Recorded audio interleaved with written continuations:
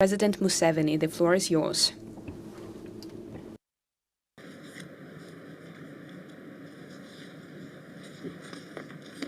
His Excellency President Vladimir Putin, Their Excellencies, the African heads of state and government, the people of Uganda send you greetings and well wishes.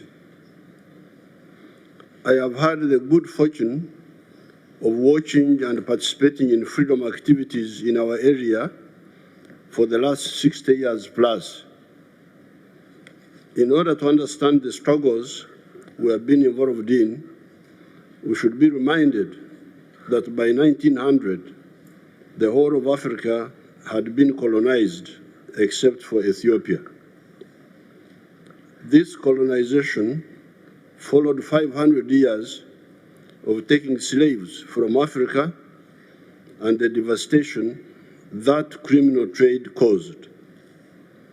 It was not only Africa that was colonized, but also much of Asia, India, Indonesia, Indochina, Burma, the Philippines, Malaysia, etc., and the subjugation and extermination of the indigenous people of the Americas and Australia.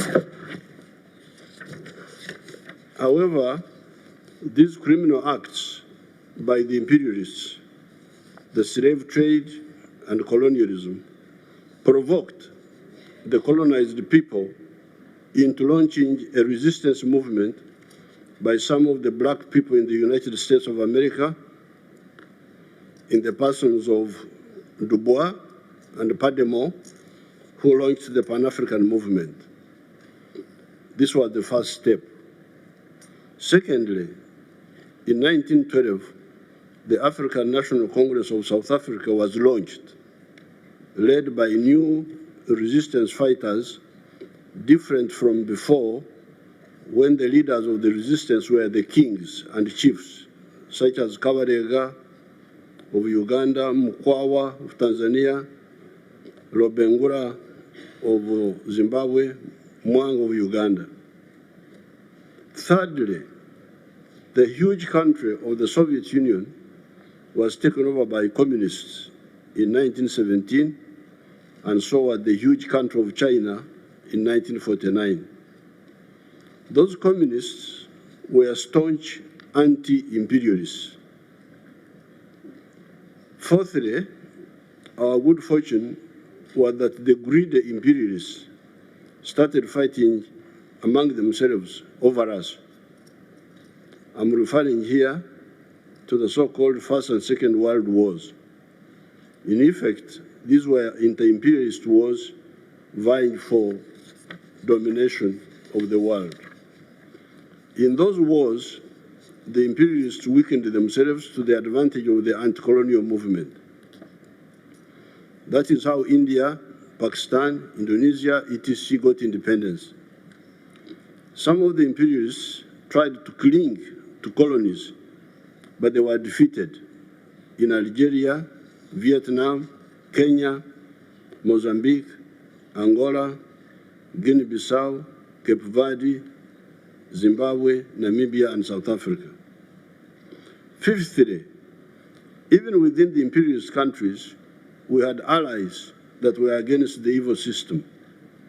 People like Fena Brockway, Dingo Foot, Olof Palme were with us and with our parents before us in opposing this evil system. It is these 5 factors that caused the defeat of the imperialism and restored our sovereignty to some extent.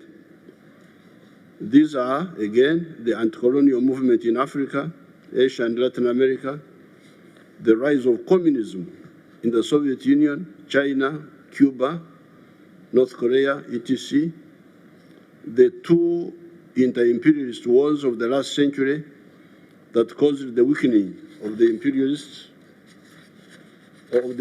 countries to our advantage, even when our parents were used as cannon fodder in those criminal wars, fighting the Japanese in Burma, the Italians in Ethiopia, the Germans in North Africa and Europe.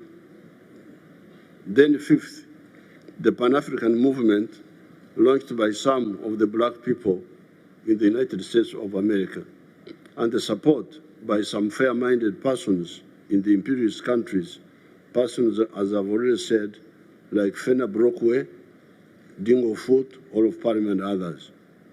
We are therefore happy to be here in Russia, and we take this opportunity to thank the Soviet peoples and other socialist countries for that support.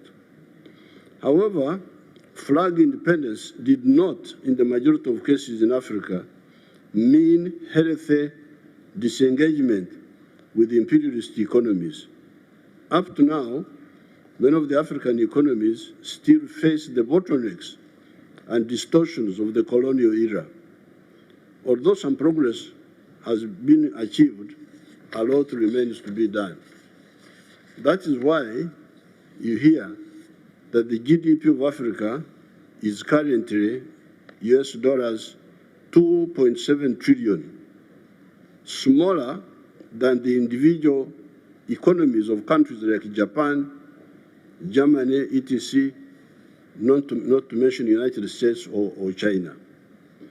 This stunting of the African economies is caused by a number of bottlenecks that I may not have time to enumerate here.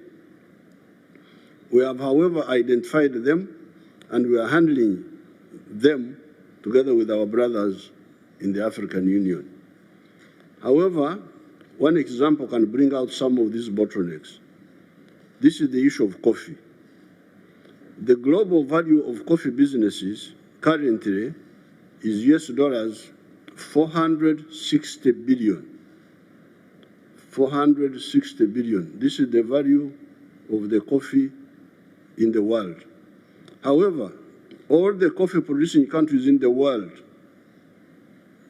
Africa, Brazil, Colombia, Vietnam, all of us, take only US dollars 25 billion out of this.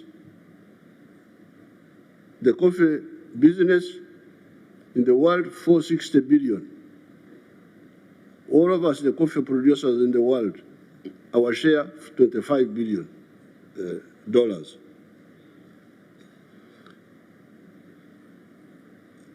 Africa's share is US dollars 2.5 billion. Out of the 460 billion, Africa's share is 2.4 billion.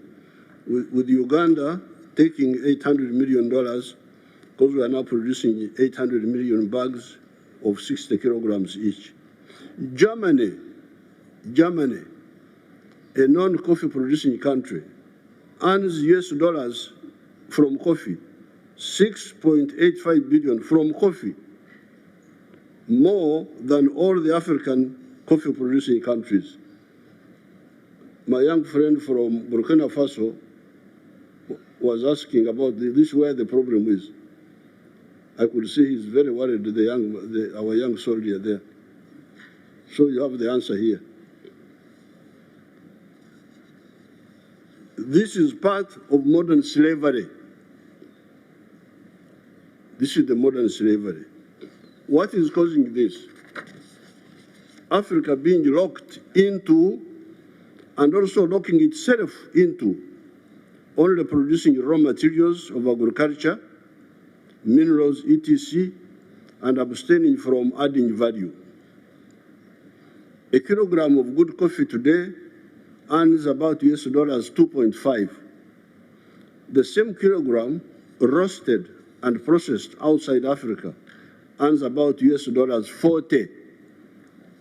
So we get $2.5 for a kilo of coffee. Somebody who is clever outside gets $40. This is the hemorrhage that has stunted Africa's growth. There are other bottlenecks, but I do not have time to go into them. Therefore, my proposal to our allies of Russia, India, China, etc., is to point out to them that they could help here by policy decisions to buy value-added products from Africa rather than raw materials. Those are products like processed coffee instead of bean coffee, chocolate instead of cocoa beans, textiles instead of just cotton, steel instead of iron ore. Iron ore, we call it, our languages are richer than English, we call it obtare. Obtare, that's iron ore, different from the metal. Electric batteries instead of just lithium, etc. Part of the issues we are solving among ourselves in Africa is the issue of the free flow of goods and services in the continental free trade area. If this is addressed, the other problem of food, which people are talking about so much, for African societies, will also be partially addressed. In Uganda, we don't have a problem of food. Uganda is a net exporter of food. Products like maize, milk, bananas, fruits, fish, cassava, not to mention beverages like coffee, tea, cocoa, vanilla, etc. are produced in big quantities, and with irrigation, bigger quantities are possible. Without irrigation, our farmers produce 5.3 tons of bananas per hectare. With irrigation and fertilizers, that production has gone to 53 tons per hectare in some of the government-supported farms. It is therefore important for our partners to know that some of the African countries, such as Uganda, produce huge quantities of food, and moreover, food of unique nutritional value, beef with yellow fat, instead of the cholesterol-laden types you get from many parts of the world, potassium-rich bananas, high cream milk, fish with a nuni, Nile perch bladder, that is a cure for some maladies, millet with protein, carbohydrates, and iron together. What we actually need are markets in both Africa and beyond. This is part of the problem. Some of the African countries have got a lot of food, but they cannot sell it to the other countries because of the trade barriers within Africa. Secondly, you could also encourage your companies. Кроме того, вы можете также работать со своими компаниями, чтобы они сами способствовали созданию добавочной стоимости в Африке. Value addition to the abundant raw materials in Africa means more jobs for the unemployed African youth that are dying in the Mediterranean trying to reach Europe, and more money in their pockets. They will then afford to pay for more electricity generated by turbines made from outside, which creates more jobs and money for the turbine producers outside. After some delays, we in Africa are making some good moves. One of them is the CFTA, the Continental Free Trade Area, that is uniting the huge market of Africa of 1.5 billion people. We shall be 2.5 billion in the next 30 years. Remember that Africa is 12 times bigger than India in land area. But until recently, the population of India has been bigger than that of Africa. Therefore, Africa has actually been underpopulated for much of the millennia. The fact that it is the origin of man, Homo sapiens sapiens, 4.5 million years ago, notwithstanding. Today, on account of modern medicine, Africa will have optimal population for the first time in human history. Finally, those who foment wars on account of ideological issues are wrong, and they are time and opportunity wasters. Human history will move on whether they like it or not. Did the religious wars in Europe impose religious conformity in the world?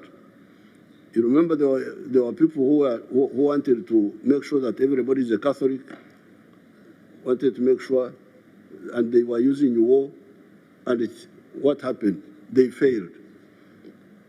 Did Metternich, there was the Austria of the Austro-Hungarian Empire called Metternich. Did Metternich's Holy Alliance stop the spread of capitalism and the overthrow of feudalism? when there was a revolution in France in 1789, this revolution was a bourgeois revolution, was a capitalist revolution.